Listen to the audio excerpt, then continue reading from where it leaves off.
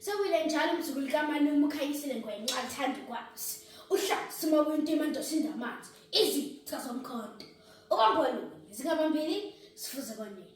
Mushe lasamakona phahlama zabafokazana bebhodla utshwala. Ngizala nguMandlovu. Hawu intombi ehlezi ngokuhleka njalo nje. Kodwa ingafuni ngishona kancane izinto ezilokudada. Hawu sengibuyile njalo njengesithembiso sami. Mina ngifisa ukuthi sonke lapha sikhulume isiNdebele, siziqhenye ngoba yithi bethu. Isifundo sethu sokuqala ngamalanga eviki.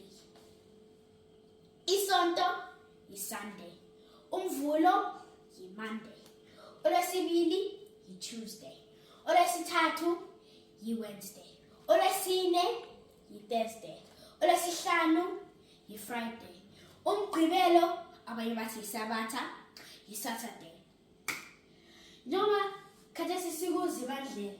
Ngifisa ukuthi nxa sifika uMpalakazi sonke lapha sibe sikhuluma ngesiNdebele. Ungaseshi khona ngisho loyedwa odoba.